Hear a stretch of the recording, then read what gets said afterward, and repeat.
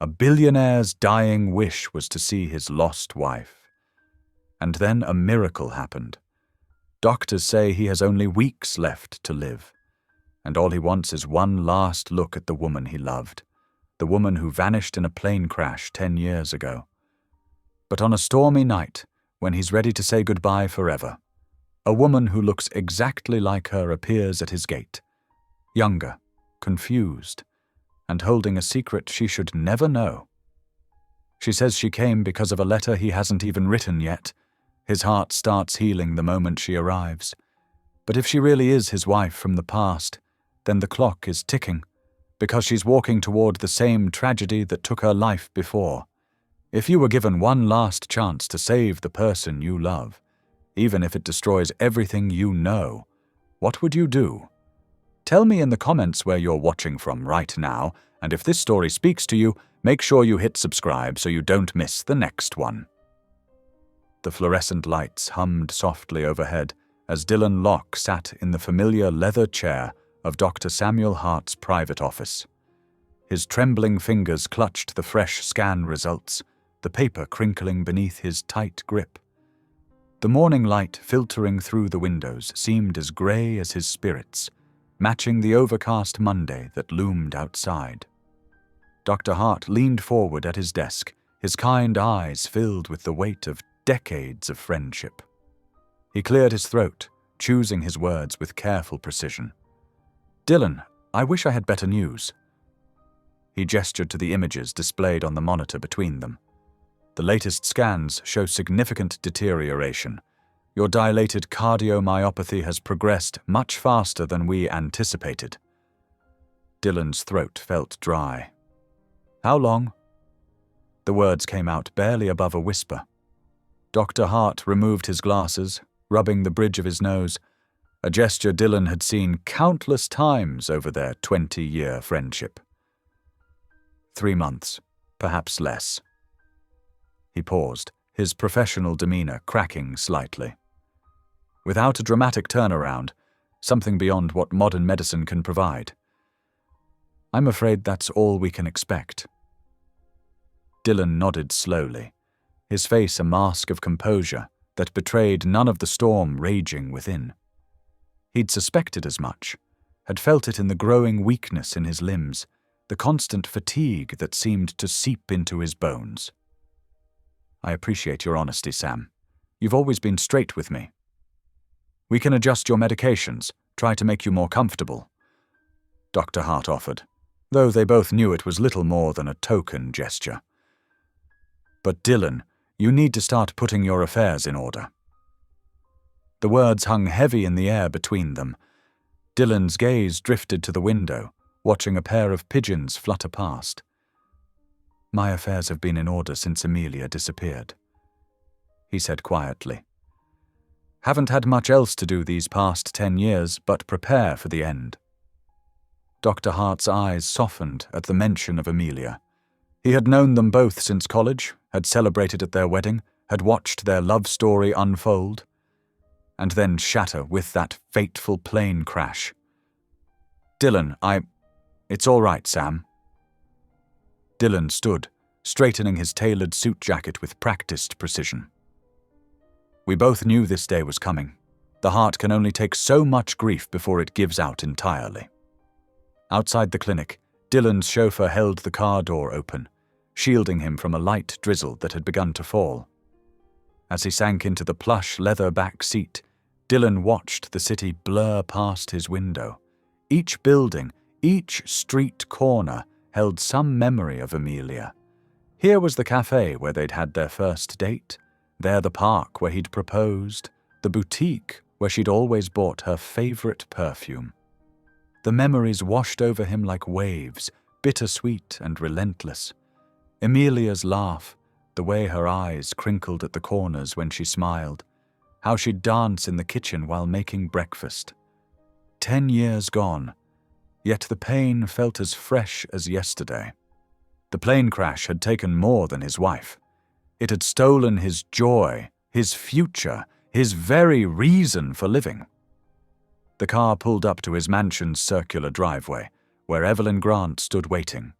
as she had every day for the past 20 years.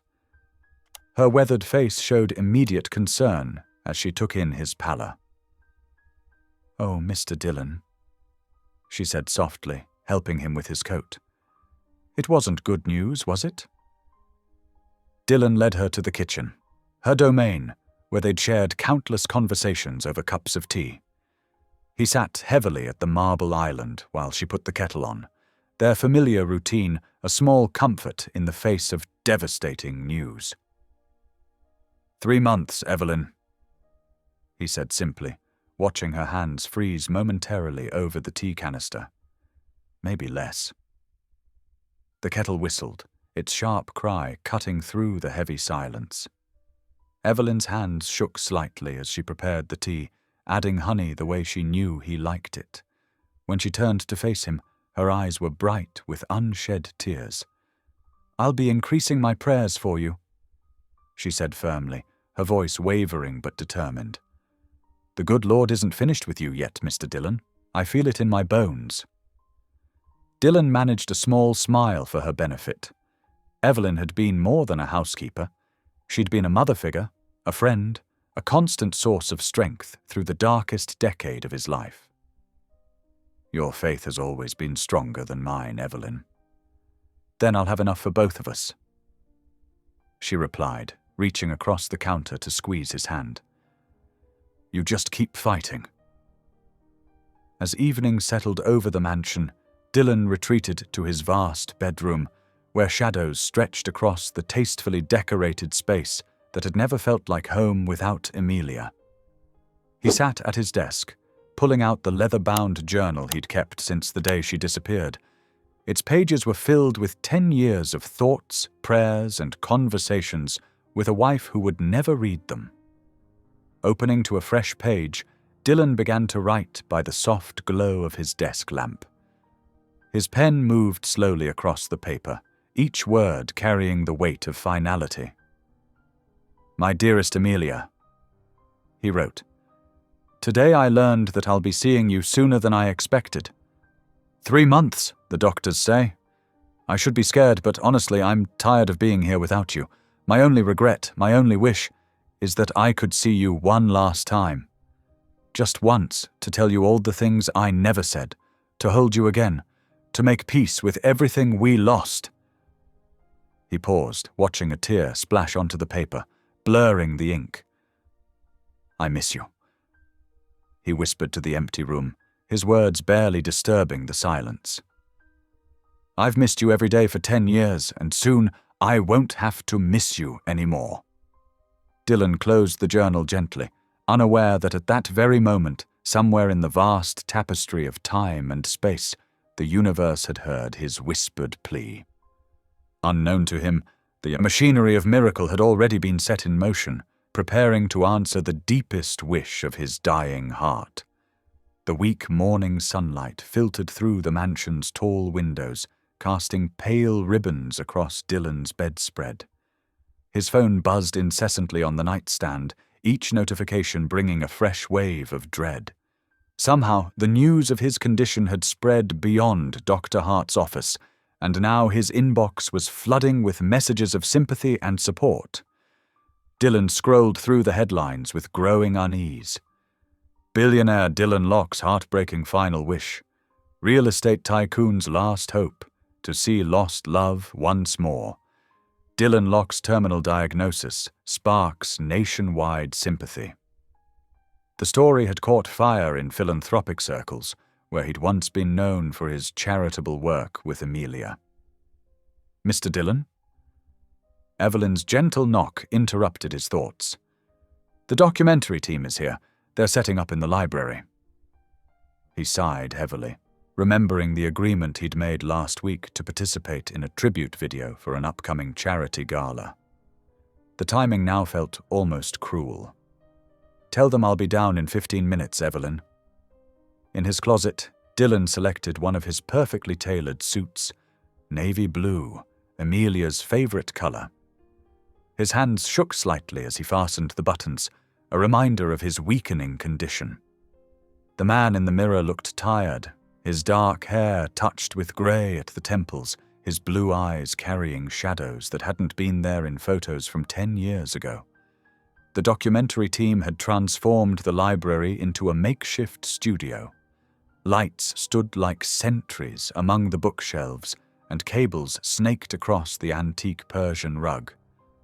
The director, Sarah Chen, approached with a sympathetic smile. "Mr. Locke, thank you for still agreeing to do this," she said warmly. "We'll keep it as brief as possible." Dylan settled into the leather armchair they'd positioned for him. Behind the camera, Sarah asked gentle questions about Amelia. How they met, their early years together, their shared dreams. As he spoke, they projected footage onto a screen beside him. Amelia laughing at their wedding, the two of them cutting ribbons at charity events, candid moments of pure joy that felt like they belonged to someone else's life now. She had this way of lighting up every room she entered, Dylan said, his voice thick with emotion as he watched a clip of Amelia dancing at a fundraiser gala. It wasn't just her beauty, though she was beautiful. It was her heart. She genuinely cared about everyone she met. The interview continued, each memory both precious and painful. When they finally wrapped, Dylan felt drained, as if he'd run a marathon. Sarah thanked him profusely, promising to send a rough cut before the gala. Just as the crew was packing up their equipment, Harriet Locke swept into the library like a force of nature. At 65 years old, she carried herself with the same grace and determination that had seen her through countless society events and family crises. "Dylan James Locke," she declared, using his full name as only a mother could. "We need to talk about these papers my lawyer received this morning." He knew this conversation was coming. "Mother, please. Selling everything? All of it?" Harriet's voice cracked slightly. "The companies you built, the properties you've developed, your father's legacy?" Dylan waited until the last crew member had left before responding. "What good is a legacy without an heir to inherit it?" he asked softly.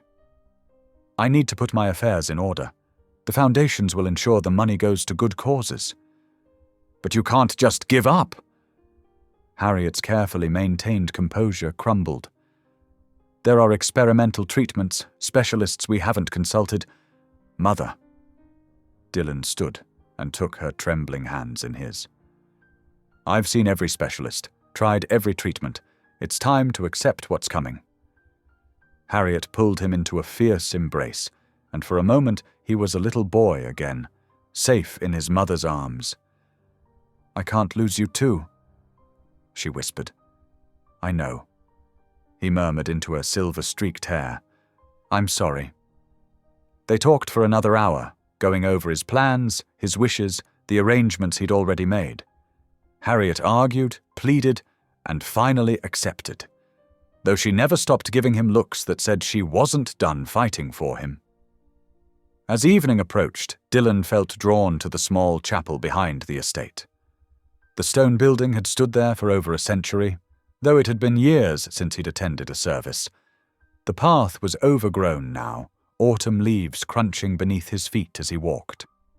Near the chapel stood an ancient oak tree, its branches reaching toward the darkening sky like gnarled fingers. Dylan knelt beside it, his knees pressing into the soft earth where, 10 years ago, he'd buried a metal box containing a letter to Amelia. It had been a therapeutic exercise suggested by his grief counselor, writing down everything he wished he could tell her. His fingers traced the soil as memories washed over him. The way Amelia had loved this spot, how she'd often come here to think or pray, her belief that this place held something sacred.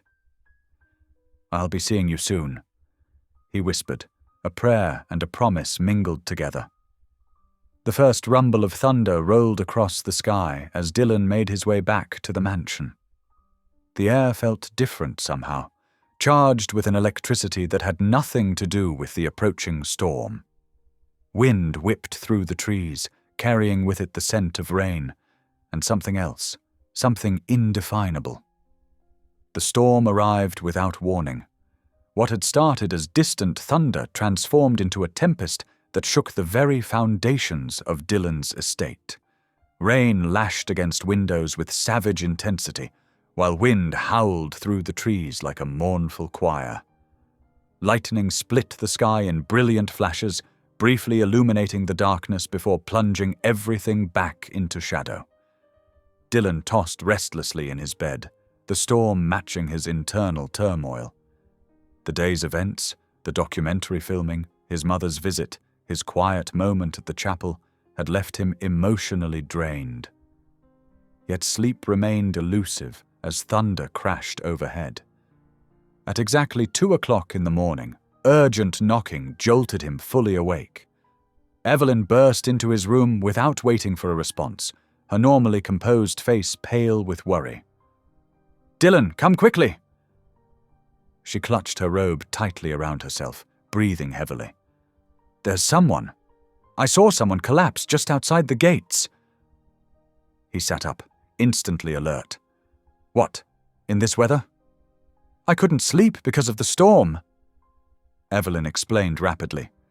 "And I was checking the security cameras when I saw them fall. They're not moving, Dylan." Despite his doctor's warnings about overexertion, Dylan threw on his robe and hurried after Evelyn. His heart raced dangerously as they descended the grand staircase, but he ignored the familiar tightness in his chest. Someone needed help.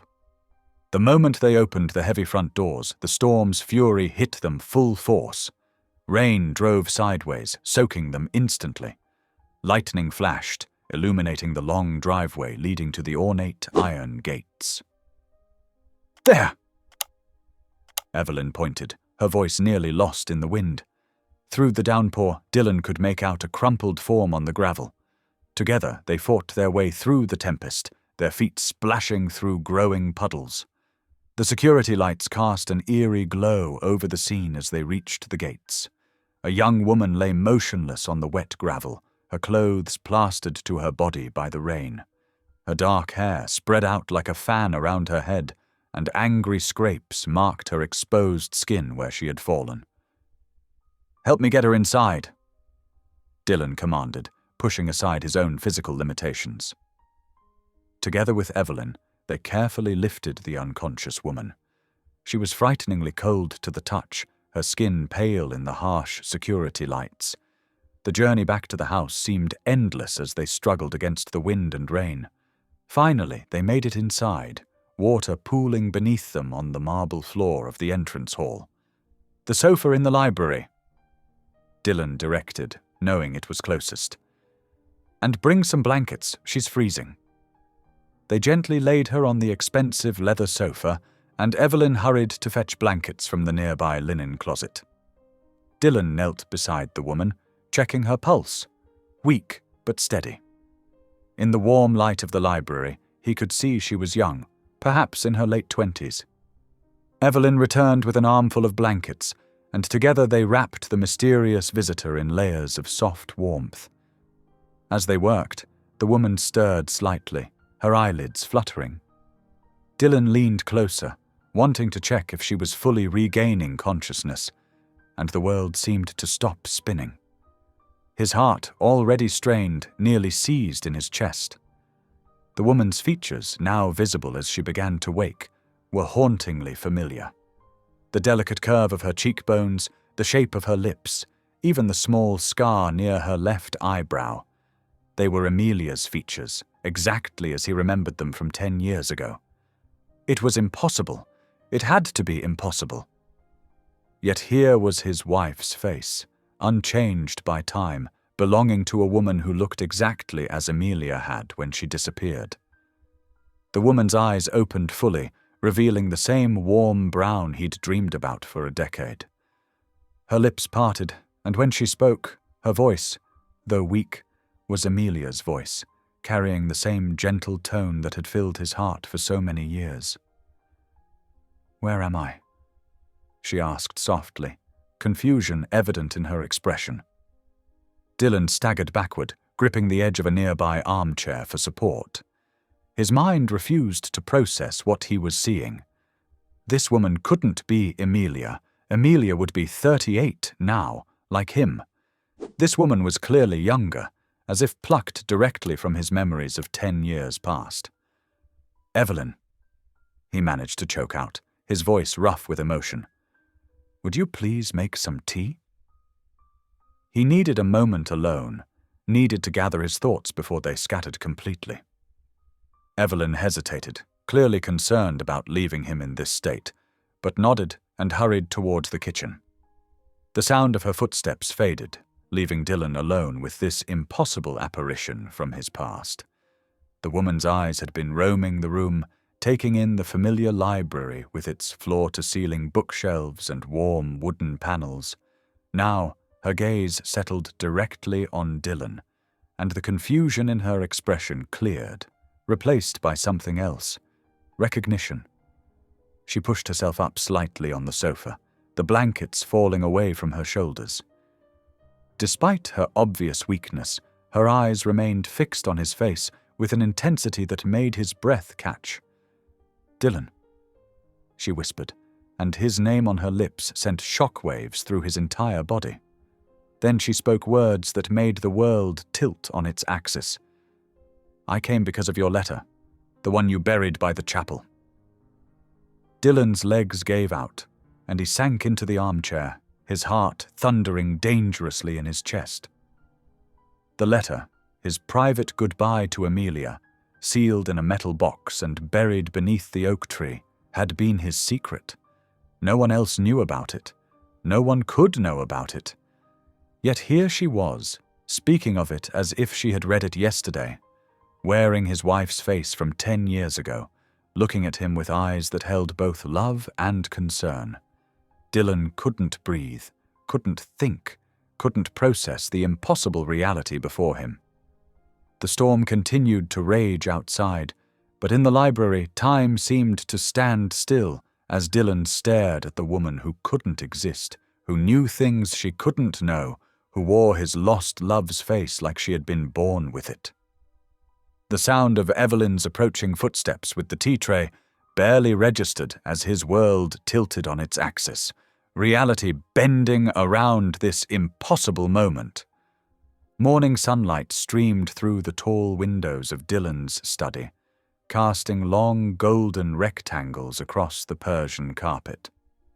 The storm had passed, leaving behind a freshly washed world and an impossible reality that Dylan still couldn't fully grasp. The young woman sat across from him in one of the leather armchairs, her hands wrapped around a steaming cup of coffee. She wore borrowed clothes, a soft sweater and pants that Evelyn had found, and her dark hair fell in gentle waves around her shoulders, exactly as Dylan remembered it. "I know this sounds crazy," she began, her voice steady despite the extraordinary nature of her words. "But I'm Amelia. You're Amelia. And yesterday, for me at least, was our first wedding anniversary." Dylan's fingers tightened around his own coffee cup. "That was 11 years ago," he said softly. "I was sitting in our apartment." She continued, her eyes distant with the memory. "Reading the letter you wrote me for our anniversary. It was evening, and I remember thinking how perfect everything was. Then there was this flash of light, like lightning, but different, brighter. It filled everything. When I opened my eyes again, I was lying in the grass near your gate in the middle of that storm." She looked up at him, her brown eyes filled with a mixture of confusion and desperation. "Dylan, what happened to me? Where did I go?" The pain in her voice made his chest ache. He set his coffee down carefully, trying to find the right words. "You disappeared," he said finally. 10 years ago. There was a plane crash." "No," she interrupted, shaking her head vigorously. "No, that's impossible. The flight to Chicago? That's next week. I haven't even packed yet." The color drained from her face as the implications of what she was saying sank in. "Oh, God," she whispered. "The crash hasn't happened yet. Not for me." Dylan watched as she set her coffee cup down with trembling hands, tears beginning to spill down her cheeks. This was Amelia's way of crying. Silent, with her hands pressed together as if in prayer.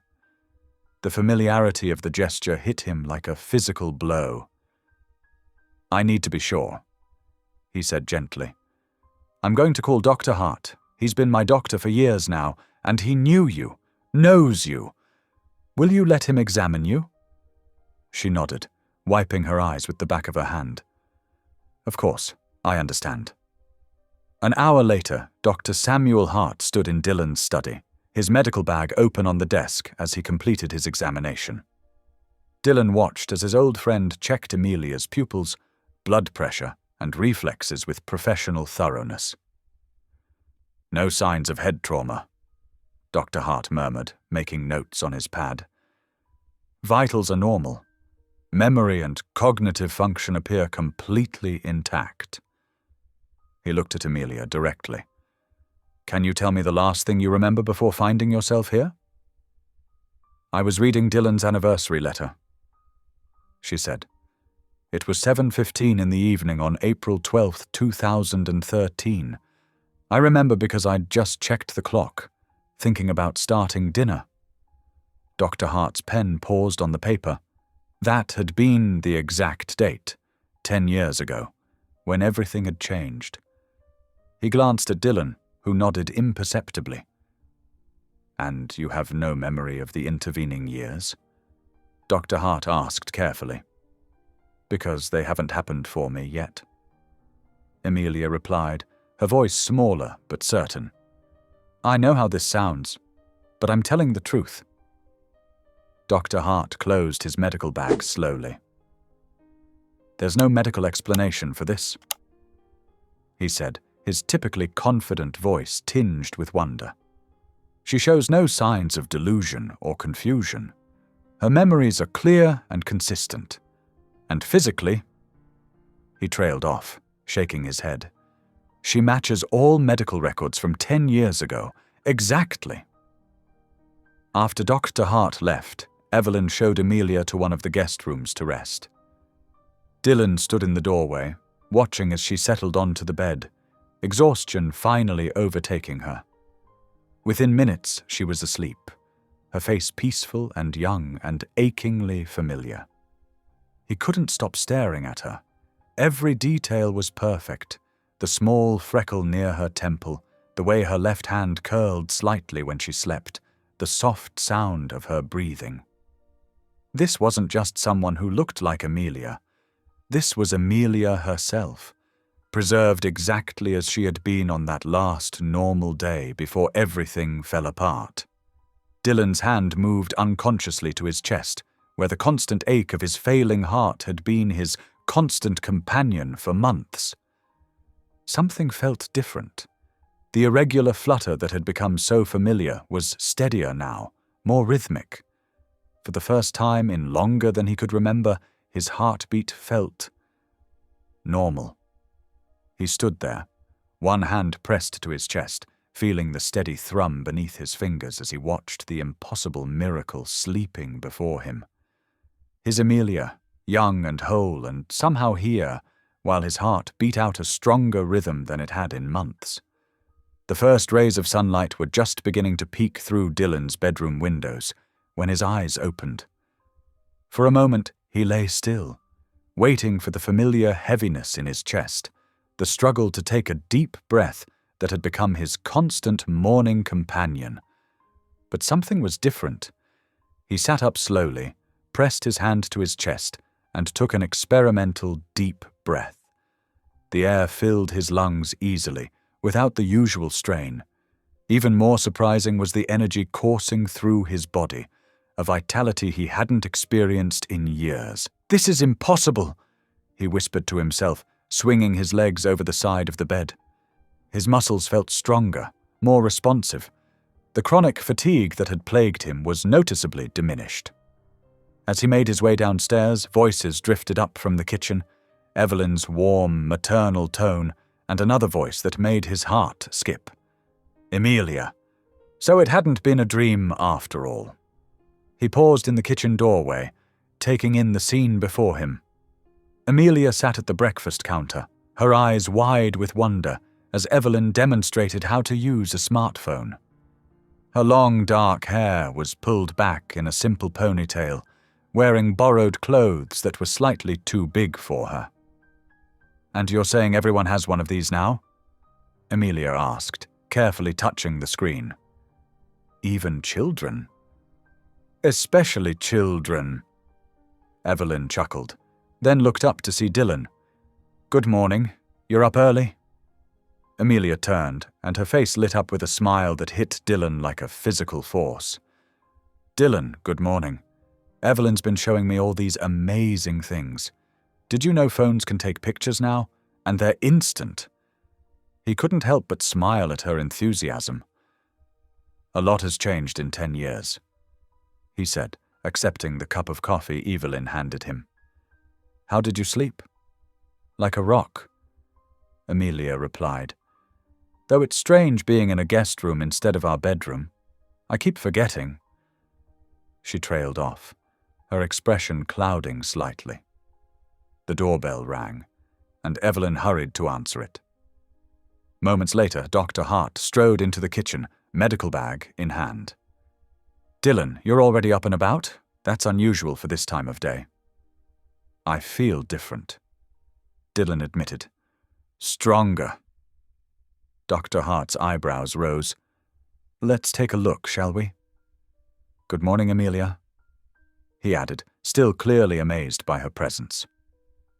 They moved to Dylan's study for the examination. Dr. Hart listened to Dylan's heart, checked his blood pressure, and ran through his usual tests. With each reading, his expression grew more astonished. "This is remarkable," he muttered, reviewing the results. "Your heart rhythm has stabilized significantly. Blood pressure is nearly normal. Even your color is better." He shook his head in disbelief. "I've never seen such dramatic improvement overnight, especially in a case as advanced as yours." Dylan glanced toward the kitchen where he could still hear Amelia's voice. "Do you think... I think we're well beyond what medical science can explain," Dr. Hart said quietly. "Whatever this is, however she's here, it seems to be affecting your condition in ways I can't begin to understand." After Dr. Hart left, Dylan found Amelia in the garden, examining the roses with a puzzled expression. "These are different," she said as he approached. "Ours were yellow. I had them replaced with red ones after..." He stopped, still struggling with how to discuss their separate timelines.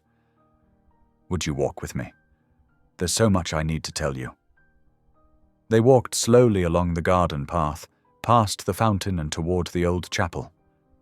Dylan told her everything, how she had disappeared, how the search teams had found only scattered pieces of the plane, how he had refused to believe she was gone for so long.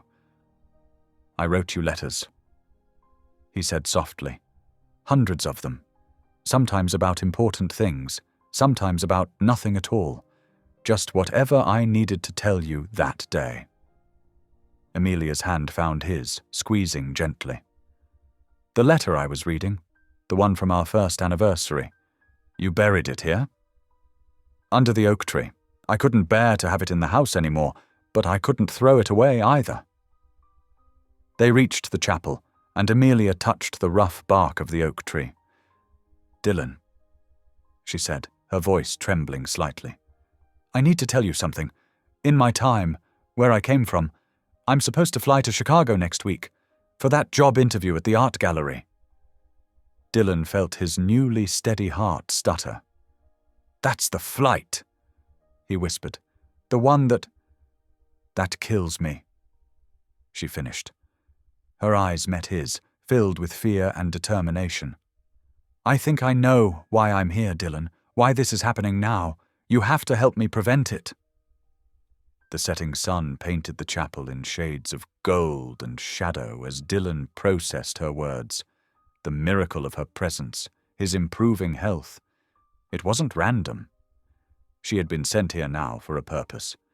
But as hope surged through him, a cold fear followed. If they changed the past, what would happen to this present moment? To his mysteriously healing heart, to Amelia herself? They stood together in the lengthening shadows, hands clasped, as the weight of their impossible choice settled around them like the evening dew. Sunlight streamed through the kitchen windows the next morning, casting warm patches across the marble countertops. Dylan sat at the breakfast table, watching Amelia spread jam on her toast with precise, familiar movements. The silence between them felt heavy with unspoken words. "You can't get on that plane," Dylan finally said, his voice quiet but firm. His coffee sat untouched, growing cold beside his plate of barely touched scrambled eggs. Amelia set down her knife with a gentle clink. "Dylan, I have responsibilities. The community center needs me. Those kids count on my art classes." She lifted her eyes to meet his. "I can't just disappear on them." "But you will disappear." Dylan's voice cracked slightly. "Permanently." "We don't know that for certain," Amelia countered, though uncertainty flickered across her face. "Maybe knowing about it changes things, maybe dash." "I can't take that risk." Dylan interrupted, his hands trembling as he reached for his coffee cup. "I've lived through losing you once. I won't survive it again." Evelyn bustled into the kitchen, sensing the tension. "Why don't you two get out of the house today?" she suggested, refilling their coffee cups. "Show Amelia how things have changed. It might help clear your heads." Dylan considered this. "We'd need to disguise you somewhat," he said to Amelia. "The media's been following me closely since news of my condition leaked." 30 minutes later, Amelia emerged from her room, wearing a dark wig and sunglasses borrowed from Evelyn. The sight of her different appearance made Dylan's chest tighten. She looked so unlike his Amelia, yet somehow exactly like her at the same time. They took Dylan's least conspicuous car, a simple black sedan, into the city. Amelia pressed her face to the window, marveling at how the skyline had changed. "The buildings are so much taller," she breathed. "And look at all the electric cars." Dylan parked in an underground garage and led her through the bustling streets. He watched her face light up at each new discovery. Digital billboards, smartphones everywhere, fashion trends she'd never seen. They stopped at a coffee shop where Amelia giggled at the complex drink orders and sophisticated brewing machines. "A caramel macchiato with oat milk," she read from the menu board. "What happened to just regular coffee?" Dylan smiled, remembering how she used to tease him about his simple black coffee preference. "Some things haven't changed that much. I still drink it plain." They walked through a shopping district where Amelia marveled at the technology in the store windows. She spent several minutes watching a demonstration of a virtual reality headset, laughing in delight as the salesperson navigated a digital world. By early afternoon, they reached Memorial Park, a peaceful green space in the heart of the city. As they walked along the tree-lined paths, Dylan found himself getting winded more quickly than usual. Amelia noticed immediately, her hand finding his. "Let's sit for a while," she suggested, leading him to a nearby bench.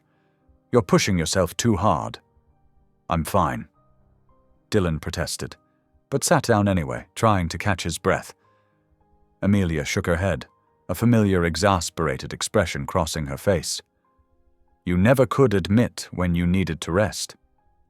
Remember how I used to scold you for working 18-hour days?"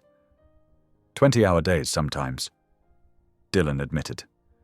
"You'd show up at my office with dinner, insisting I take a break. And you'd pretend to be annoyed, but I always caught you smiling when you thought I wasn't looking." Amelia's thumb traced gentle circles on the back of his hand. "I worried about your health even then." They sat in comfortable silence, watching children play on the nearby playground. A young mother pushed a toddler on a swing, the child's delighted squeals carrying across the park. Dylan felt Amelia's hand tighten in his. "We talked about having children," she said softly. "We had so many plans." We did, Dylan agreed, his throat tight with emotion. Everything changed after I lost you. I threw myself into work, built the company bigger than we ever imagined, but none of it meant anything without you to share it with. The afternoon slowly faded into evening, and they reluctantly made their way back to the car. As Dylan drove them home, the city lights began twinkling to life around them. He glanced over at Amelia, who had removed the wig and sunglasses. She looked tired but peaceful, her head resting against the window. "Thank you for today," she murmured, her eyes growing heavy. "For showing me everything. Thank you for being here to see it," Dylan replied softly. But Amelia had already drifted off to sleep. At a red light, Dylan studied her sleeping face, memorizing every detail. The slight curve of her lips, the way her eyelashes rested against her cheeks, the familiar slope of her nose, all exactly as he remembered from their early years together. Joy and dread battled in his chest as he realized how precious and fragile this moment was. Time was sliding through his fingers like grains of sand, carrying them closer to an impossible choice. The light turned green, and Dylan continued driving through the quiet streets toward home, his sleeping wife beside him, just like countless nights from their past. But unlike those nights, he now knew exactly how many moments they might have left, and each one felt more valuable than all his billions combined. The morning sunlight painted golden stripes across Amelia's guest room as she woke, stretching beneath the crisp cotton sheets. For a moment, she lay still, orienting herself in this strange future world that still felt like a dream. The digital clock on the nightstand read 7:15.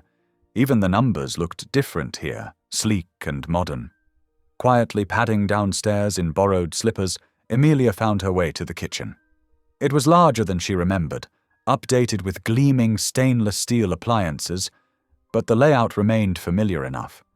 She began opening cabinets, gathering ingredients with determined purpose. "What on earth are you doing, dear?"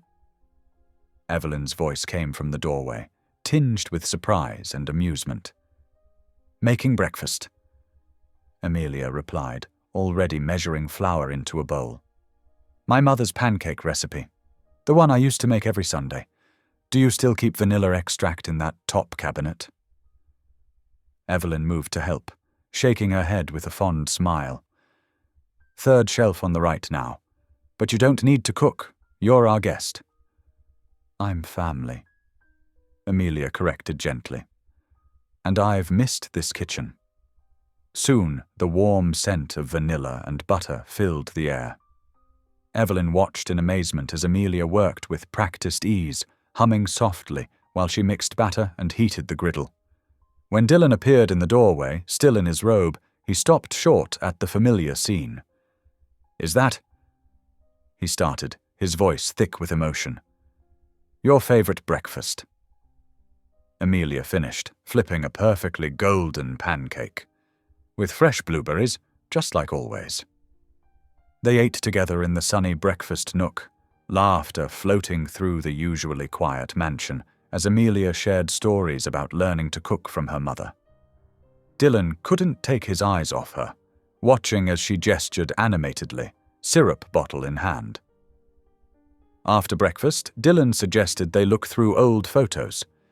In his study, they settled onto the leather sofa while he retrieved several leather-bound albums from a cabinet. "I kept everything," he admitted softly, opening the first book. The pages were filled with memories. Their first date at the local fair, Dylan looking younger and carefree as he held up a stuffed bear he'd won. Their engagement party where Amelia wore that pale blue dress she'd loved so much. Countless moments from their early marriage. "Oh, look." Amelia touched a photo tenderly. "Our trip to the lake house. Remember how it rained the whole weekend?" Dylan nodded, his throat tight. "We played board games and drank hot chocolate. You said it was perfect anyway." "It was," she whispered, leaning against his shoulder as they turned another page. The peaceful afternoon was interrupted by the sound of the front door opening, followed by Evelyn's quiet greeting. Moments later, Harriet Locke appeared in the study doorway, her usual composed demeanor crumbling the instant she saw Amelia. "Oh, my Lord!" Harriet gasped, her hand flying to her mouth as tears spilled down her cheeks. "Oh, my Lord in heaven!" Amelia rose immediately, crossing the room to embrace her mother-in-law. Harriet clung to her, sobbing into her shoulder while Amelia stroked her back soothingly. "It's all right," Amelia murmured. "I'm here. God sent me for a reason. I know he did." "You look exactly the same," Harriet managed between tears. "Just like my dreams. I've prayed every single day." They stayed like that for several long moments, Dylan watching with glistening eyes as his mother received this miracle she'd prayed for. Finally, Harriet pulled back, cupping Amelia's face in her trembling hands. "You have to stay for dinner," she insisted. "Please." That evening, the four of them gathered around the formal dining room table, which Evelyn had set with the good china. The chandelier cast warm light over their faces as they shared a meal that felt both surreal and wonderfully familiar. "Tell us about your time," Harriet requested, reaching for Amelia's hand across the table. "What was happening in your life just before you came here?" Amelia described the community center where she volunteered, teaching art to underprivileged children. She talked about the upcoming fundraiser she'd been planning, the very event she was supposed to fly out for next week. As she spoke, Dylan's hand tightened around his water glass, but he remained silent. "And what about this time?" Amelia asked softly. "Tell me about the years I missed." They took turns sharing stories, how Dylan had grown his company, how Harriet had started a foundation in Amelia's name, how Evelyn's grandchildren had started college. Through it all, Amelia listened intently, her eyes filled with wonder and sadness at this future she'd never known. After dinner, while Harriet and Evelyn cleared the dishes despite Amelia's protests, she found Dylan standing alone on the balcony. The evening air was cool, carrying the scent of approaching autumn. "Dylan," she said quietly, moving to stand beside him. "There's something I need to tell you." He turned to face her, his expression guarded. "What is it?" "I feel something strange, like a pulling sensation." She pressed a hand to her chest, searching for words. "It's as if time itself is trying to guide me somewhere, urging me towards something I can't quite understand." Dylan's face paled slightly, his fingers gripping the balcony railing. "When did this start?" "It comes and goes, but it's getting stronger." She looked out at the darkening sky. I think whatever brought me here has a purpose, and we're running out of time to figure out what it is." Dylan said nothing, but Amelia could see the fear in his eyes as he stared into the gathering dusk, his knuckles white against the railing. The weight of unspoken words hung between them, heavy as storm clouds on the horizon. The morning sun cast long shadows across the hospital corridor as Dylan sat patiently in the examination room, his sleeve rolled up, while Dr. Hart took yet another blood pressure reading.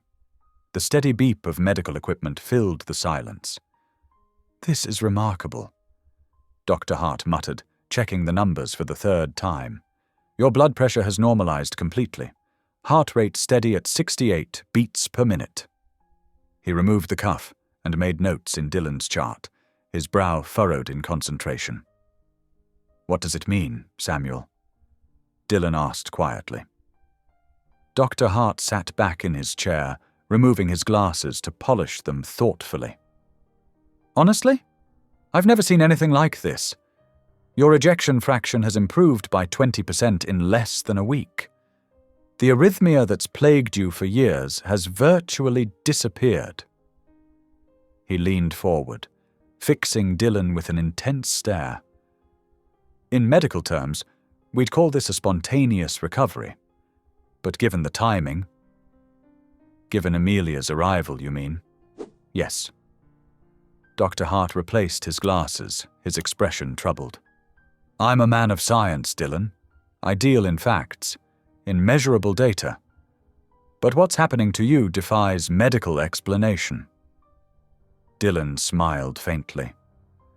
Maybe some things aren't meant to be explained. After leaving the hospital, Dylan drove home to find Amelia waiting on the front steps, wearing a borrowed sweater from Evelyn that was slightly too large for her frame. She stood as he approached, her face brightening. How did it go? Better than expected, he replied, taking her hand. Want to go somewhere with me? The drive to the lake took nearly 2 hours, winding through countryside that was just beginning to show hints of autumn colors. Amelia pressed her face close to the window, watching the familiar landscape scroll past. It hasn't changed much, she observed softly. The old Miller farm is still there. And look, the apple orchard where we used to pick fruit. Dylan smiled, remembering countless weekend trips they'd taken along this same route. When they finally turned onto the gravel drive leading to the cabin, both fell silent. The small wooden structure stood exactly as they'd left it years ago, its dark green shutters slightly faded, wild roses climbing the front porch railing. You kept it, Amelia whispered. I couldn't bring myself to sell it. Dylan parked the car and cut the engine. I haven't been here since before. They climbed the creaking porch steps together. Dylan's hands shook slightly as he fitted the key into the lock, and then the door swung open with a familiar groan. Dust motes danced in the shafts of sunlight that penetrated the musty interior. Everything was exactly as it had been. The old plaid couch, the stone fireplace, the collection of board games stacked on the coffee table. Amelia ran her fingers along the kitchen counter, leaving trails in the dust. Remember how we used to make pancakes every Sunday morning? And you always burned the first batch. Dylan chuckled. Because you distracted me. She swatted his arm playfully, then sobered. It feels like yesterday to me. But for you, 10 years. He finished quietly. Sometimes it felt like a lifetime. They spent the next few hours cleaning, opening windows to let in fresh air, wiping down surfaces, and shaking out old blankets. Dylan found cleaning supplies under the sink, while Amelia discovered her favorite apron still hanging on its hook. Together they worked in comfortable synchronicity, moving around each other as naturally as they had in their married life. By late afternoon, the cabin felt alive again. Amelia had insisted on going to the small market in town for supplies, and now delicious smells wafted from the kitchen where she was preparing the pasta dish they'd perfected during their first year of marriage. The sauce needs more basil, she called out, and Dylan smiled, remembering how particular she'd always been about seasonings. As sunset approached, Dylan found an old portable speaker in the bedroom closet. After some fiddling, he managed to connect his phone to it. The opening notes of their wedding song filled the cabin. At Last, by Etta James. Amelia appeared in the kitchen doorway, wiping her hands on her apron. Her eyes grew bright with tears as Dylan held out his hand. May I have this dance? She stepped into his arms as naturally as breathing, her head finding its familiar place against his shoulder.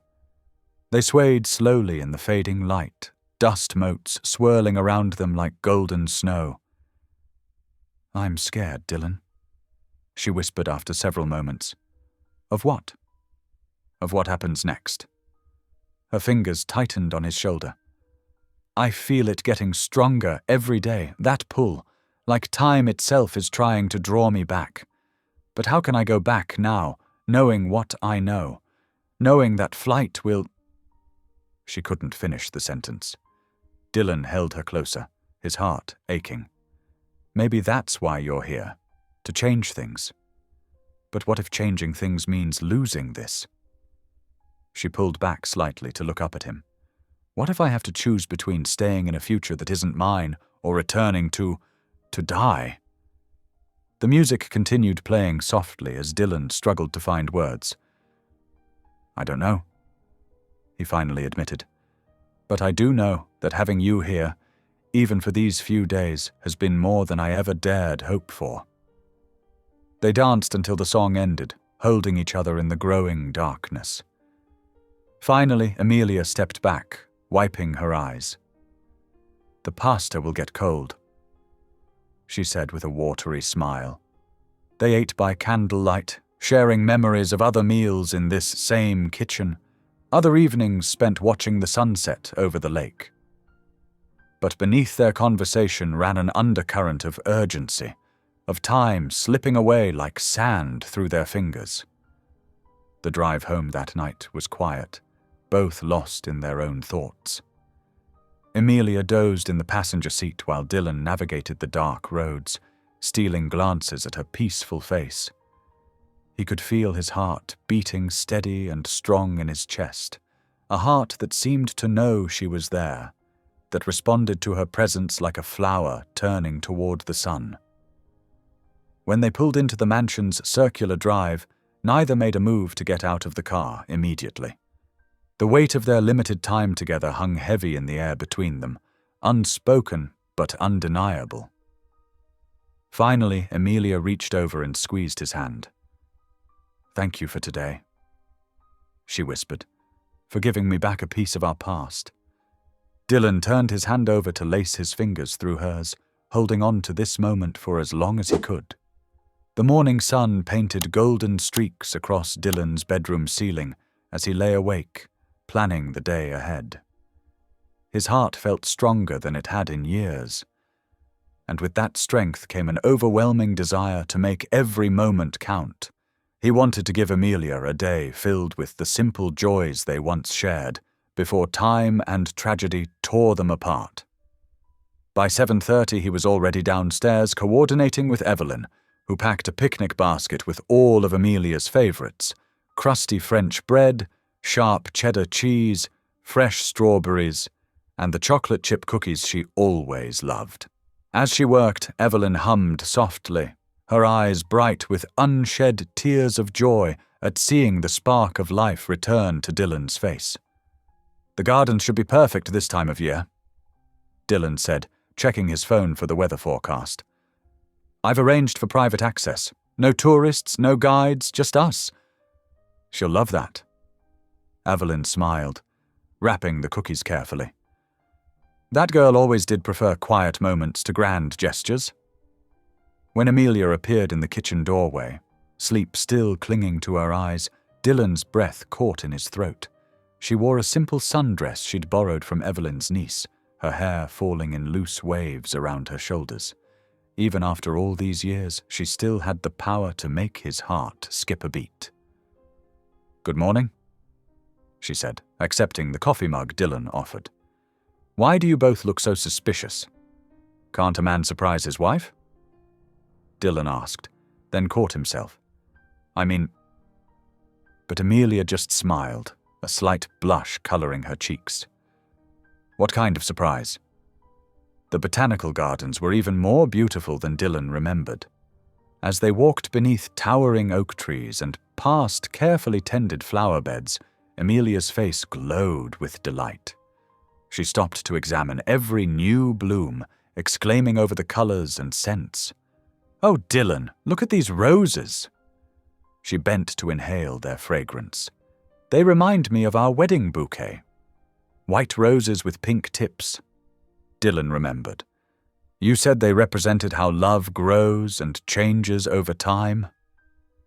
Amelia straightened, her eyes meeting his. You remember that? I remember everything about that day. They continued walking, their fingers naturally intertwining as they strolled past fountains and through arbors heavy with climbing vines.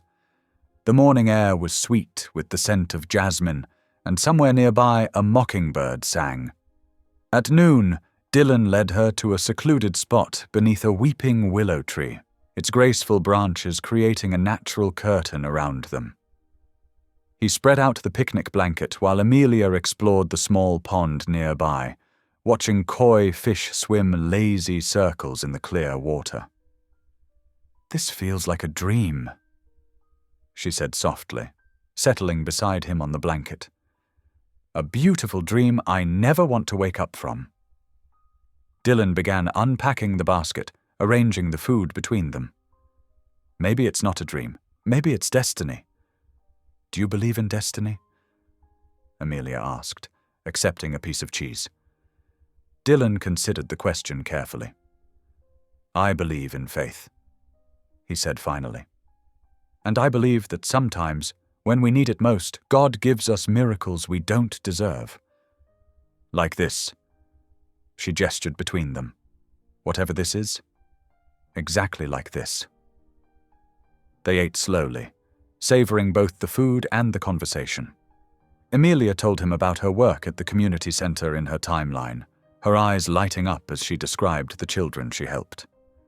Dylan shared stories about the charitable foundation he'd established in her memory, watching her expression soften with understanding.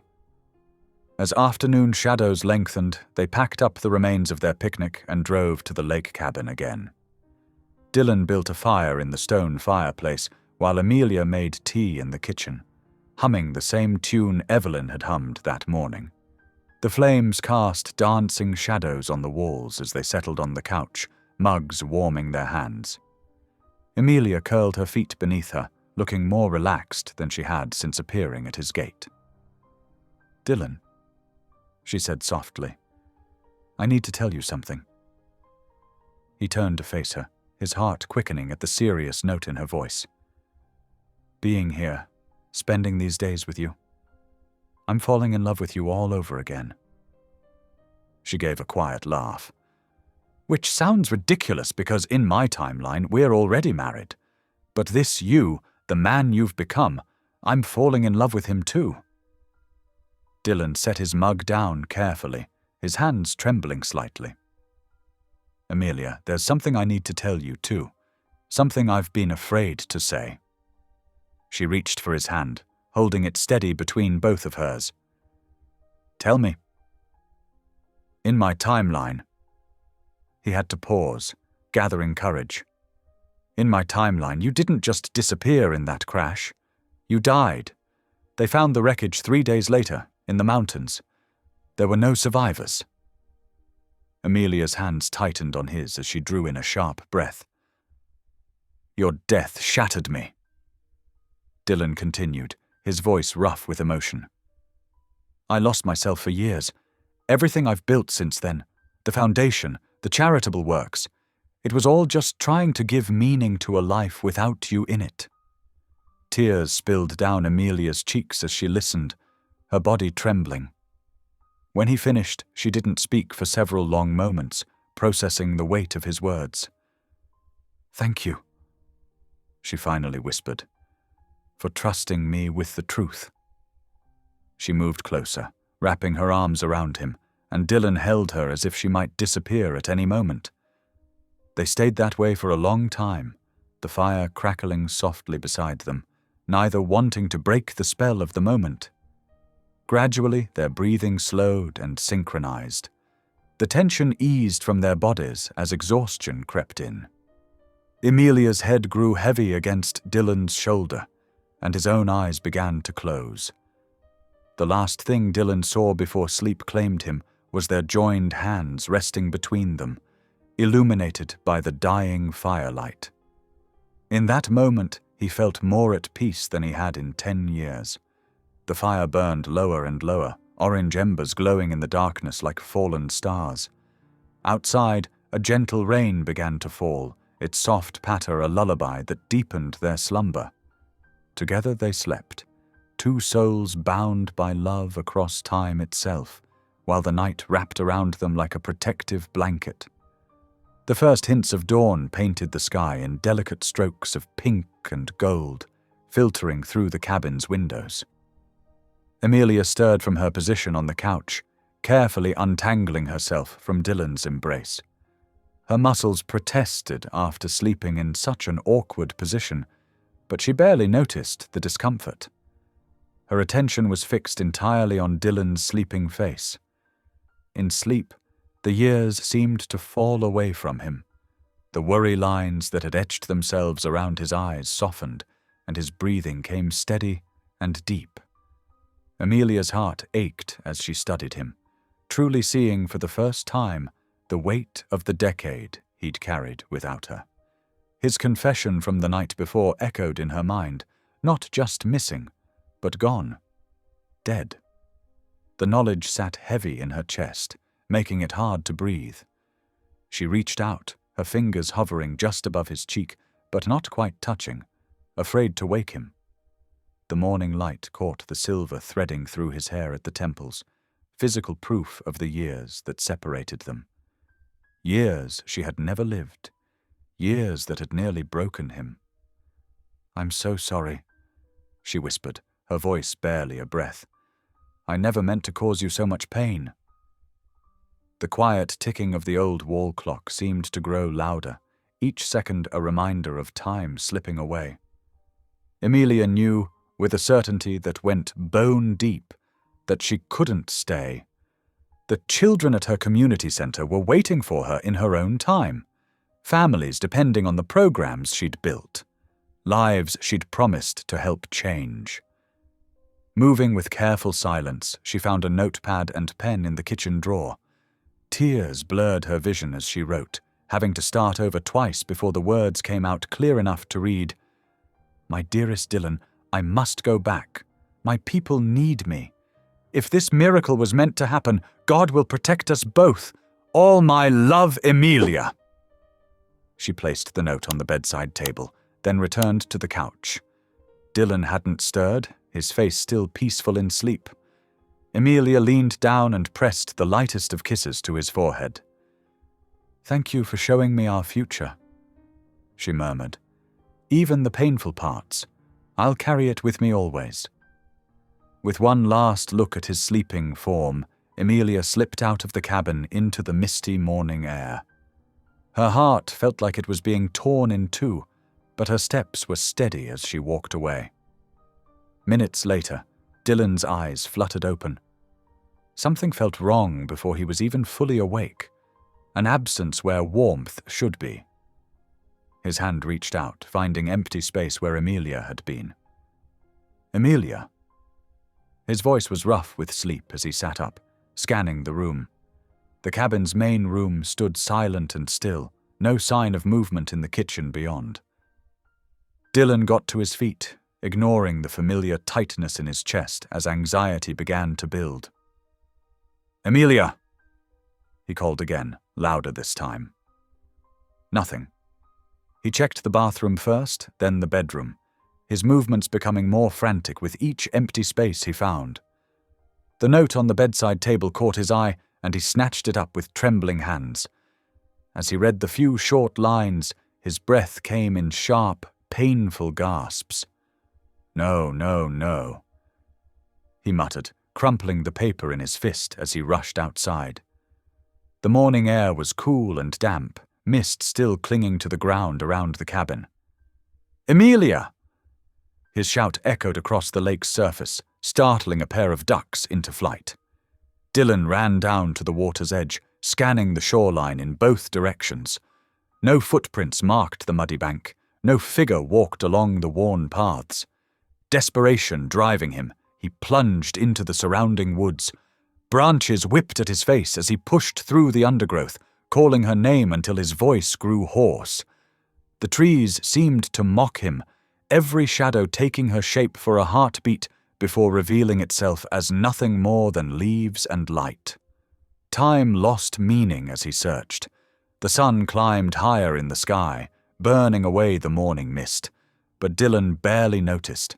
He kept moving, kept looking, even as his chest grew tighter and his breathing more labored. Only when his legs threatened to give out did he finally stumble back to the cabin. The drive back to the mansion passed in a blur. Dylan's hands gripped the steering wheel so tightly his knuckles showed white, but he barely felt it. The note in his pocket seemed to burn against his chest, each word seared into his memory. He barely registered parking the car or walking into the house. His feet carried him to his study on autopilot as his mind spun with possibilities. Maybe she was here. Maybe she'd found her way back.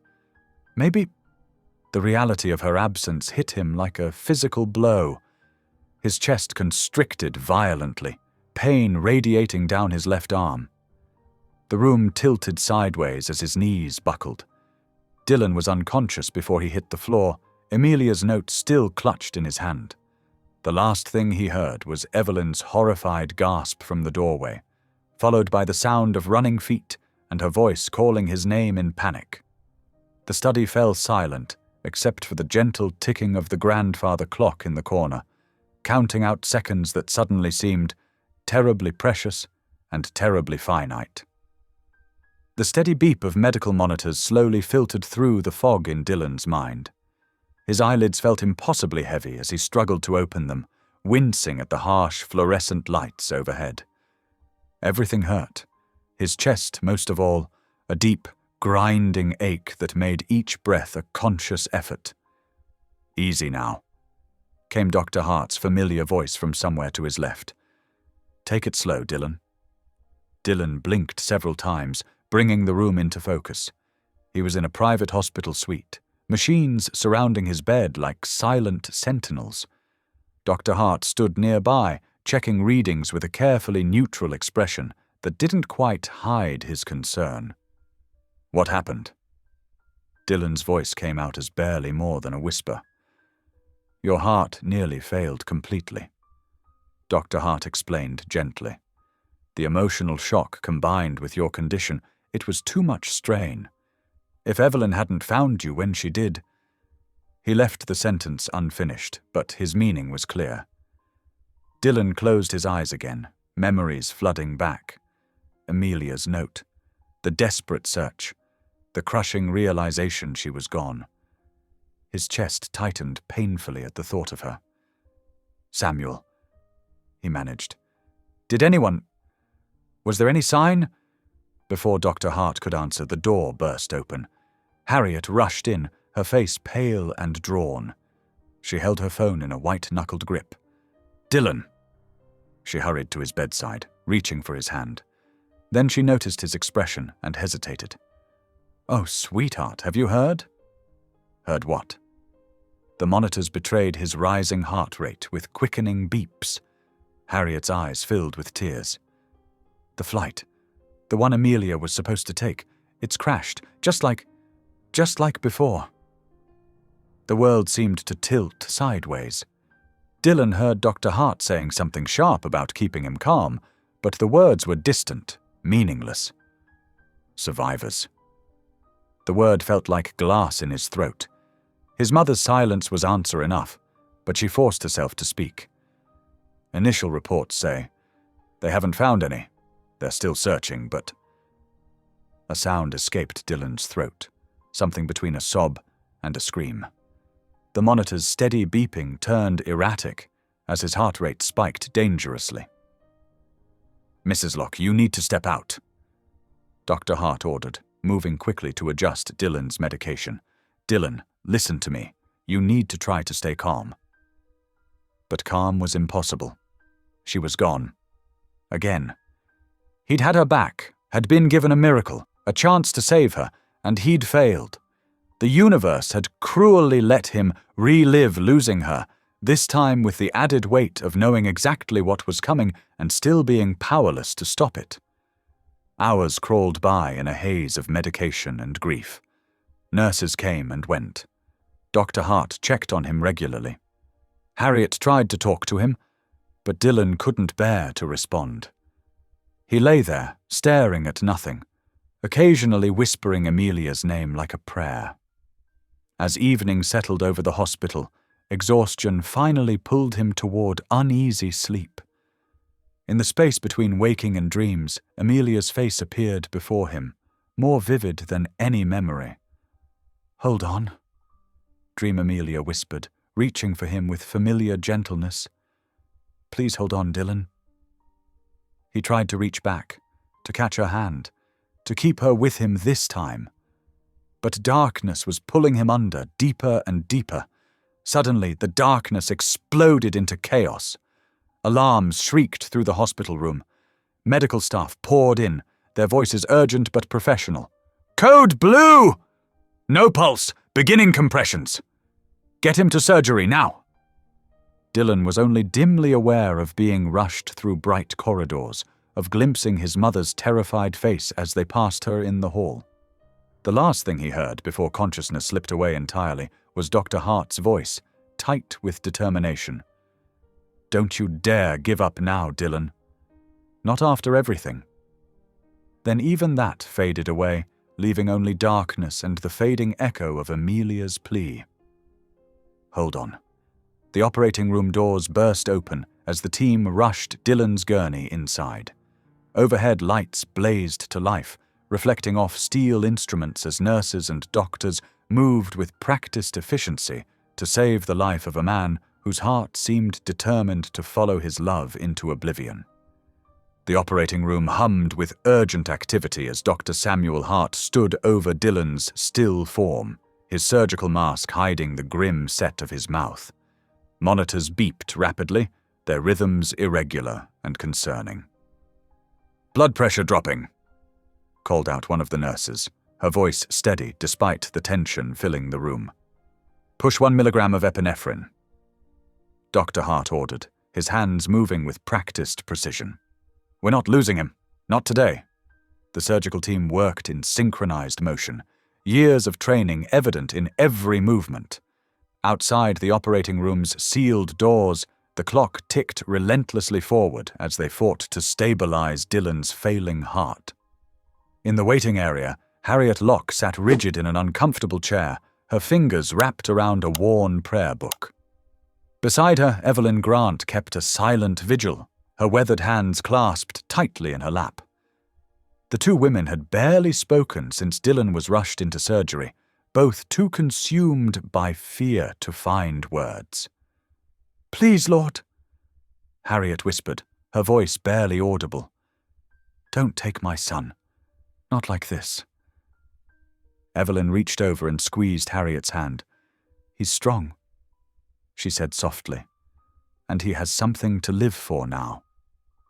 Inside the operating room, Dylan's consciousness drifted in a strange, timeless space. Images and memories floated through his mind like leaves caught in a gentle current. He saw Amelia on their wedding day, radiant in white lace, her smile brighter than the summer sun. Her laughter echoed in his thoughts, that infectious sound that could fill any room with joy. Their first home appeared in his mind's eye, a modest apartment they'd furnished with more love than money. He remembered Amelia insisting on painting the walls herself, ending up with more paint in her hair than on the walls. "It adds character," she'd declared, leaving tiny handprints on his shirt as she pulled him close for a kiss. The memory shifted to their first Christmas together, when they decorated a scraggly tree with ornaments from the dollar store. "It's perfect," Amelia had insisted, "because it's ours." BP continuing to drop. The nurse's voice cut through the haze of memories. 80/50. "Come on, Dylan," Dr. Hart muttered, focused intently on his work. "Fight." Outside the hospital windows, an unusual warmth crept into the winter air. The courtyard's bare trees swayed in a sudden breeze that felt more like spring than December. A few nurses on break looked up in confusion as warm air rustled through dead leaves, creating small whirlwinds of golden brown. Hours crawled by like years. In the waiting room, Evelyn had taken to pacing, her sensible shoes making soft sounds against the linoleum floor. Harriet remained in her chair, lips moving in silent prayer, clutching her book like a lifeline. The surgery stretched on as Dr. Hart and his team worked tirelessly. Monitors beeped, machines hummed, and time seemed to hold its breath. Dylan's memories continued their gentle parade through his unconscious mind. Amelia teaching neighborhood kids at her community center, her face glowing with purpose. The way she'd touch his cheek when he worked too late, wordlessly reminding him to take care of himself. "Dr. Hart," one of the surgical assistants called out. "Look at this." The surgeon paused, studying the readings before him. Something had changed, subtle but significant. The irregular rhythms were beginning to stabilize, falling into a more natural pattern. "Well, I'll be damned," he breathed, years of medical experience not quite preparing him for what he was seeing. Finally, after what felt like an eternity, Dr. Hart emerged from the operating room. He pulled his surgical cap off, revealing graying hair damp with sweat. Harriet and Evelyn rose immediately, their faces etched with anxiety. "He made it through the surgery," Dr. Hart announced, his voice carrying cautious optimism. "It was touch and go for a while, but he's stabilized. The next 24 hours will be critical, but—" He paused, choosing his words carefully. "There's reason to hope." Harriet's knees buckled slightly, and Evelyn caught her arm, supporting her. Both women had tears streaming down their faces. "Can we see him?" Harriet asked, her voice trembling. "Once he's settled in recovery," Dr. Hart assured her. "He'll be heavily sedated, but having familiar voices nearby can help." In the recovery room, Dylan lay still and pale against white hospital sheets. Machines monitored his vital signs with steady beeps and whirs. His breathing was shallow but regular, assisted by oxygen flowing through a nasal cannula. Through the window, the unusual warm breeze continued to blow, carrying with it a hint of something indefinable, like the scent of spring flowers in winter or the echo of a half-remembered song. The hospital staff would later remark on the strange weather phenomenon, but for now, their focus remained on their patients. Dylan drifted in peaceful darkness, no longer bombarded by memories. The pain that had gripped his chest was dulled by medication, and his thoughts had quieted to a gentle murmur. He was unaware of his mother sitting beside his bed, of Evelyn bringing coffee and sandwiches neither woman would eat, of Dr. Hart checking his vital signs with careful attention. He was equally unaware of the warm wind that continued to blow through the hospital courtyard, or of the extraordinary thing that was about to unfold. For now, he simply floated in the quiet space between sleeping and waking, his heartbeat steady and strong for the first time in days. The lights in his room dimmed automatically as evening approached, casting soft shadows on the walls. Machines continued their vigilant monitoring, their quiet beeps a testament to his survival against overwhelming odds. Outside his window, the sun began to set on one of the most challenging days of his life, painting the sky in shades of gold and pink that went unseen by his closed eyes. Sunlight crept through the hospital blinds, casting thin stripes across Dylan's face. His eyes fluttered open slowly, adjusting to the brightness of the morning. The sharp antiseptic smell of the hospital room filled his nostrils, and he became aware of the steady beeping of monitors beside his bed. His body felt heavy, but the crushing pain that had dominated his existence for so long seemed somehow distant, dulled. As his vision cleared, he noticed his mother sitting in the chair beside his bed. Harriet's face was turned towards the window, but he could see her hand moving to wipe tears from her cheeks. Something about her posture seemed different, not the worried tension he'd grown accustomed to seeing, but something else, something that looked almost like joy. "Mom?" His voice came out raspy and weak. Harriet turned quickly, a warm smile spreading across her face despite the tears in her eyes. "Good morning, sweetheart," she said softly, reaching out to touch his hand. "How are you feeling?" Dylan took a moment to consider the question. "Tired," he answered honestly. "But, okay, I think. Better than before." Harriet squeezed his hand gently, then took a deep breath. "There's someone waiting to see you," she said, her voice trembling slightly. Dylan frowned, shaking his head weakly against the pillow. "Mum, I'm not sure I'm up for visitors right now. I'm still so tired." "Trust me," Harriet insisted, standing up. "This is someone you need to see." There was something in her voice, a certainty, an almost mysterious joy, that made Dylan pause. Before he could protest further, Harriet walked to the door and opened it, gesturing to someone in the hallway. Dylan's heart monitor picked up speed slightly as he heard footsteps approaching. And then she was there. Dylan blinked hard, certain his mind was playing tricks on him. In the doorway stood Amelia, but not the young Amelia who had appeared to him like a miracle days ago. This was his Amelia, aged by the 10 years that had passed, her face carrying the gentle lines of time, but still achingly beautiful. Her dark hair was shorter than he remembered, styled in a way that suited her matured features perfectly. She wore a simple blue dress and carried herself with a grace that spoke of years lived, not lost. "This isn't real," Dylan whispered, his voice breaking. "I'm dreaming. Or the medication." Amelia moved closer to his bed, and he could see tears shining in her eyes. "It's real, Dylan," she said softly. "I'm here. I'm really here." Her voice, older but unmistakably hers, sent a shock through his system. The heart monitor's beeping increased again, and Amelia glanced at it with concern. "Should I come back later?" she asked, worry crossing her features. "No." Dylan reached out his hand, and she took it immediately. Her touch was warm, solid, real. Please stay. I don't understand." "How?" Amelia pulled the chair closer to his bed and sat down, never letting go of his hand. "It's a long story," she began, her thumb tracing gentle circles on his palm.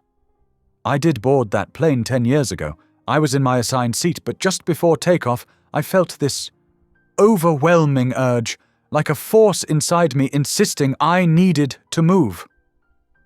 Dylan listened intently, barely breathing as she continued. "I switched seats with another passenger. I can't even explain why. It was like something beyond me was guiding my actions. When the crash happened..." She paused, squeezing his hand tighter. "My section of the plane survived, but I was badly injured. It took years of recovery, physical therapy, learning to walk again." "Years."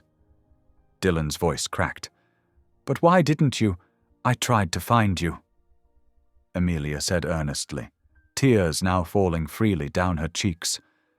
"As soon as I was able, I started searching. But you had moved, changed numbers. The companies you owned were under different names. I didn't know you thought I was dead. I assumed you'd moved on, maybe started a new life. But I never stopped looking." Harriet, who had been standing quietly by the door, wiped fresh tears from her face and slipped out of the room, giving them privacy. "Then last week," Amelia continued, "I saw the news. Your condition, your final wish, to see me again." Her voice broke on the last words. "I couldn't believe it at first. But when I saw your face on the screen, saw how you'd been suffering, I knew I had to get here as fast as I could." Dylan reached up with his free hand, touching her face gently, as if afraid she might disappear. "You're real," he whispered. "You're actually here." Amelia leaned forward, pressing her forehead against his. "I'm here," she confirmed softly. "And I'm never leaving again."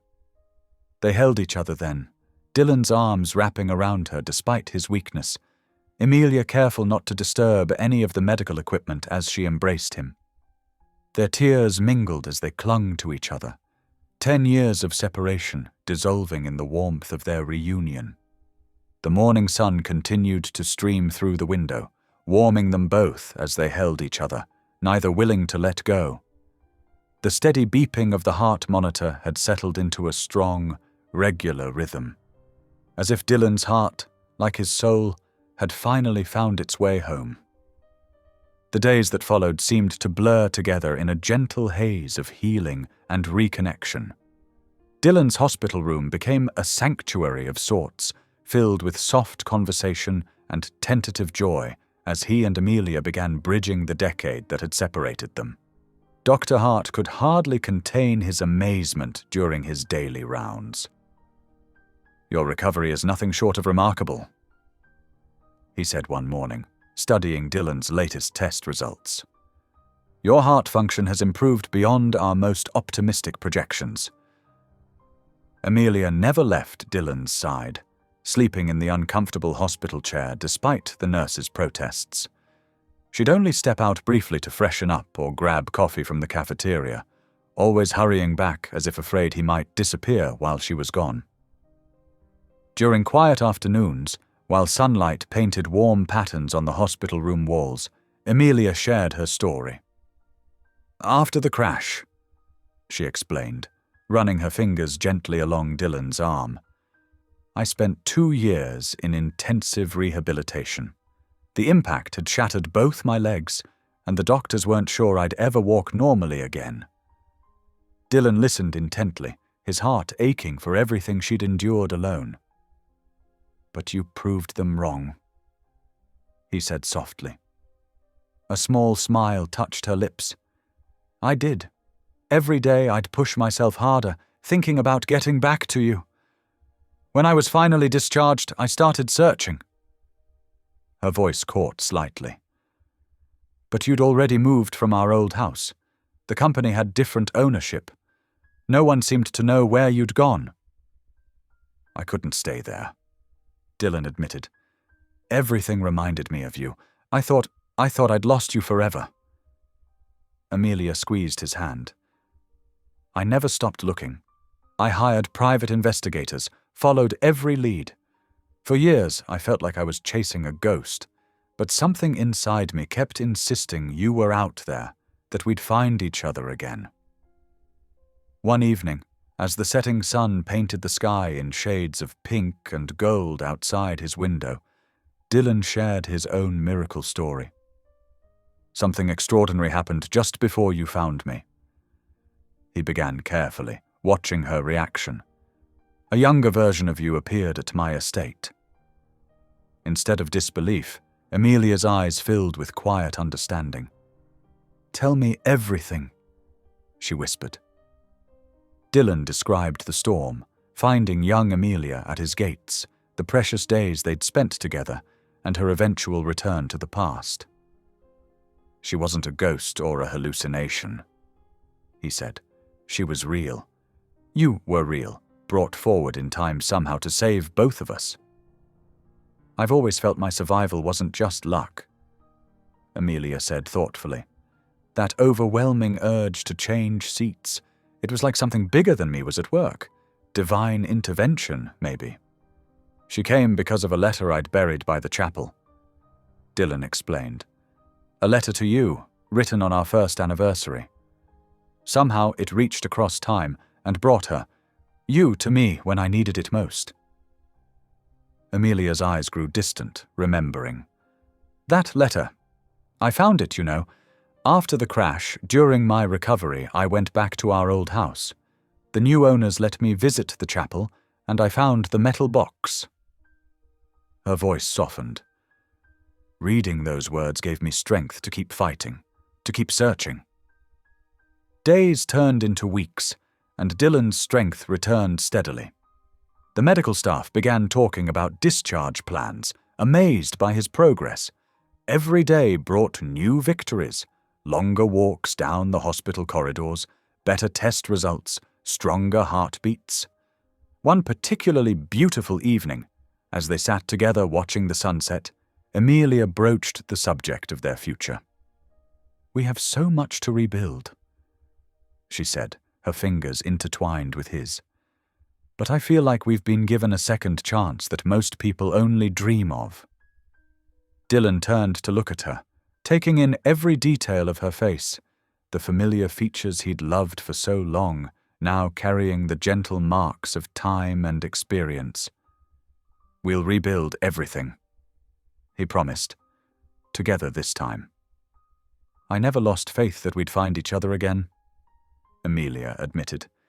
Even during the darkest days of recovery, something kept telling me to hold on, that there was a greater purpose to it all.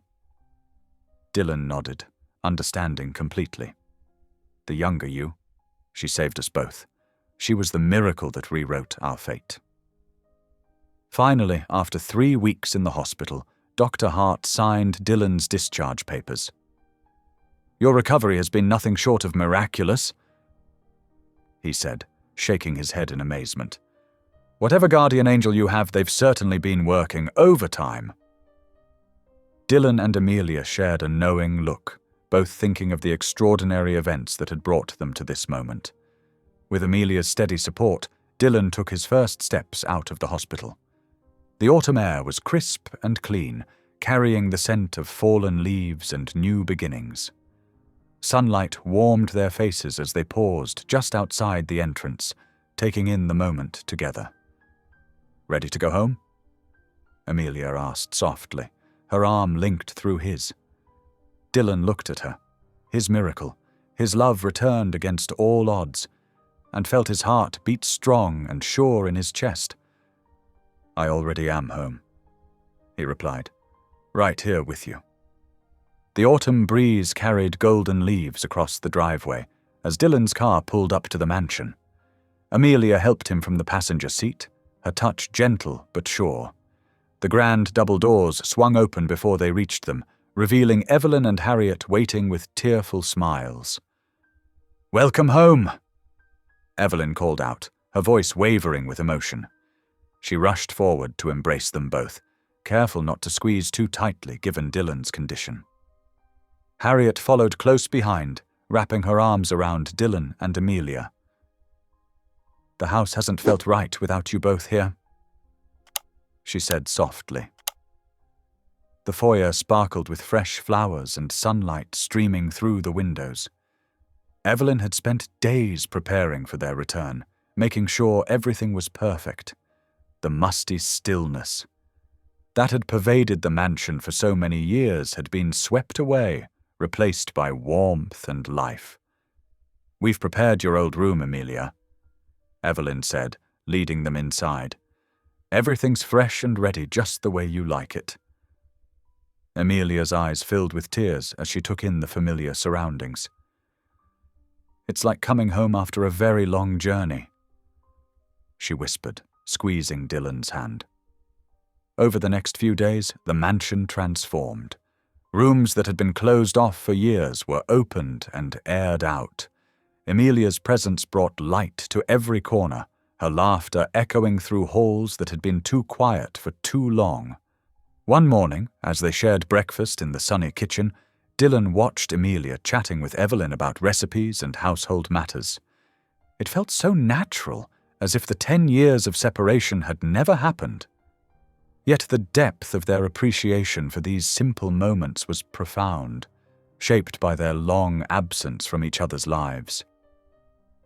"I've been thinking," Dylan said, setting down his coffee cup, "about what we could do with our second chance." Amelia turned to him, curiosity bright in her eyes. "What do you have in mind?" "A foundation," he explained, his voice growing stronger with enthusiasm. "For heart patients and plane crash survivors. Something that combines both our experiences, helps others who are going through what we did." "Oh, Dylan." Amelia's face lit up. "That's perfect." They spent hours at the dining room table, drafting plans and sharing ideas. Harriet joined them, offering her organizational expertise from years of charity work. The foundation would provide medical assistance, emotional support, and practical help for survivors and their families. "We could have support groups," Amelia suggested, "where survivors can share their stories and help each other heal. And a medical fund," Dylan added, "for those who can't afford treatment. No one should face these battles alone." As they worked, Dylan noticed how naturally they fell back into their old rhythm of collaboration. Amelia's practical compassion balanced his business acumen, just as it had in their early years of marriage. A few days later, they decided to visit the lakeside cabin. The drive through the woods was peaceful, autumn colors painting the landscape in rich golds and reds. Dylan remembered their last visit here with the younger Amelia, how different it had felt, tinged with urgency and impending loss. The cabin stood waiting for them, its wooden walls weathered but strong. Together, they began the work of bringing it back to life. Amelia threw open windows while Dylan swept away cobwebs. They sorted through old belongings, each item triggering memories that they could now share from both sides of their separation. "Remember this?" Amelia held up a faded photograph of them on the dock, young and carefree. "Our first summer here." Dylan nodded, smiling. "You were determined to teach me how to fish. And you were a terrible student." She laughed, the sound carrying across the water. They worked through the afternoon, cleaning and organizing, pausing often to share stories or simply hold each other. The cabin gradually transformed from a memorial of loss into a symbol of their renewed life together. As evening approached, they settled onto the porch swing, wrapped in a soft blanket against the cooling air. The lake stretched before them, mirror-smooth and painted with sunset colors. "I need you to know something," Amelia said softly, turning to face Dylan. Her eyes held a depth of emotion that took his breath away. "I promise you, Dylan, I will never disappear from your life again. Whatever comes, we'll face it together." Dylan kissed her forehead gently, drawing her closer. "I think I finally understand why the miracle happened," he said thoughtfully. "It wasn't about preparing me for death at all. It was about giving us a second life, a chance to make everything right." The porch swing creaked softly as they rocked, watching stars appear one by one above the lake. The night was peaceful, filled with the gentle sounds of nature and their quiet breathing. In this moment, both could feel the rightness of their reunion, the divine orchestration that had brought them back together. Evelyn had prepared the cabin's kitchen with supplies, and they worked together to make a simple dinner. The familiar domestic routine felt precious now, each small interaction charged with gratitude and awareness of how close they'd come to losing this forever. Later, as they sat by the fireplace, Dylan shared more about his experiences with the younger Amelia. "She had your spirit," he said, "that same light inside. Seeing her helped me remember who I was before I lost you, who we were together. And now we get to discover who we are now," Amelia replied, her fingers interlaced with his.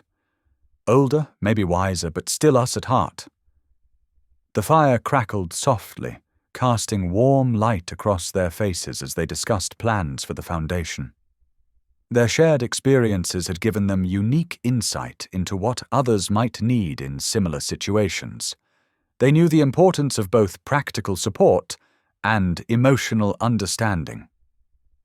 "We'll need to reach out to hospitals," Dylan mused, "create networks with medical professionals and support groups. And make sure there's a spiritual component," Amelia added. "Faith was such a crucial part of my survival and recovery." Their voices blended with the night sounds drifting in through the open windows, crickets chirping, leaves rustling, the gentle lap of water against the shore. It was a symphony of life continuing, of hope renewed, of love restored against impossible odds.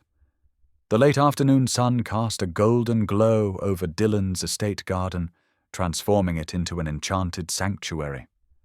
White chairs formed intimate rows on the manicured lawn, while delicate flower arrangements in cream and blush lined the makeshift aisle.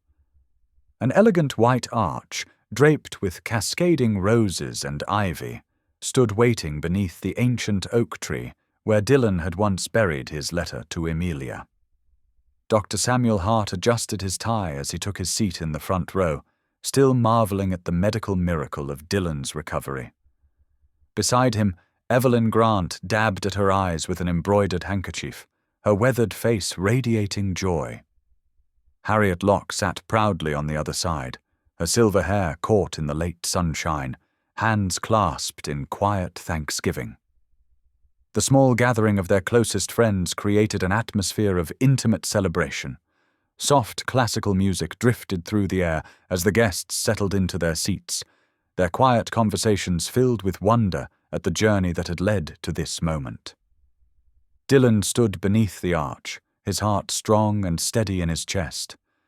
The dark suit he wore emphasized how much healthier he looked now. His face had regained its color, his eyes bright with life instead of shadowed by illness. He found himself touching the spot where he used to feel constant pain, amazed at its absence. The music shifted, and everyone turned to watch as Amelia appeared at the start of the flower-lined path. She wore a simple cream dress that floated around her like morning mist, carrying a bouquet of white roses and baby's breath. Her face glowed with an inner peace that touched everyone who saw her. Time seemed to pause as she began her walk toward Dylan, each step deliberate and graceful. Harriet whispered something to Evelyn about angels, and both women wiped fresh tears from their eyes. Dr. Hart watched with quiet amazement, his scientific mind still struggling to reconcile the miraculous events that had brought them all to this moment. As Amelia reached Dylan, their eyes met with profound understanding. They had traversed time itself to be here, their love stronger for having endured separation, loss, and restoration. The minister smiled warmly at the gathered guests before beginning the ceremony. Dylan's voice was clear and strong as he began his new vows. Amelia, we've been given something rare and precious, a second chance at our forever. I promise to cherish every moment we have, knowing each one is a gift. Time tried to separate us, but love found a way to bring us back together. I vow to honor this miracle by loving you more deeply, holding you more closely, and walking beside you with gratitude every day of our lives. Tears glistened in Amelia's eyes as she responded. Dylan, our love has transcended time and defied the impossible.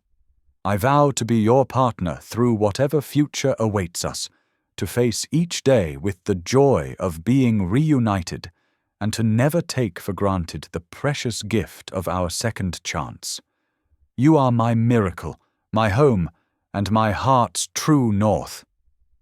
As they exchanged rings, a warm breeze swept through the garden, gentle and sweet. Dylan felt a familiar presence in that breeze, as if the younger Amelia, who had appeared in his darkest hour, was offering her blessing. Flower petals danced in the air, and several guests commented later about the unusual warmth and peace that had enveloped them all in that moment. The minister pronounced them renewed in their marriage, and applause erupted from their small but emotional audience. Harriet embraced them both, whispering prayers of thanksgiving. Dr. Hart shook Dylan's hand firmly, his usual professional demeanor softened by visible emotion. Evelyn hugged them through happy tears, reminding everyone of how she had prayed for this day. As the sun began its descent toward the horizon, painting the sky in brilliant golds and pinks, soft music began to play. Dylan led Amelia to the center of the garden, where a small dance floor had been laid. They swayed together while their guests watched with misty eyes, the golden light wrapping around them like a blessing. Dylan held Amelia close, breathing in the familiar scent of her perfume. The moment felt suspended in time, perfect in its simplicity and profound in its meaning. He leaned close to her ear and whispered, "My dying wish wasn't to see you one last time. It was to live with you again." Amelia's smile brightened as she rested her head against his chest, feeling the strong, steady beating of his healed heart. Their future stretched before them, bright and whole, filled with possibilities they had once thought lost forever. The garden glowed in the sunset's light, a gentle breeze still playing through the flowers as love triumphed over time itself. Around them, Their closest friends and family watched the dance with joy and wonder, each understanding they were witnesses to something extraordinary. Not just a vow renewal, but a testament to the power of love, faith, and the mysterious workings of destiny that had brought Dylan and Amelia full circle, back into each other's arms where they had always belonged. Thank you for being here. If something in this story stayed with you, I'd love to see you again. Subscribe, and tomorrow I'll bring you another story crafted with heart.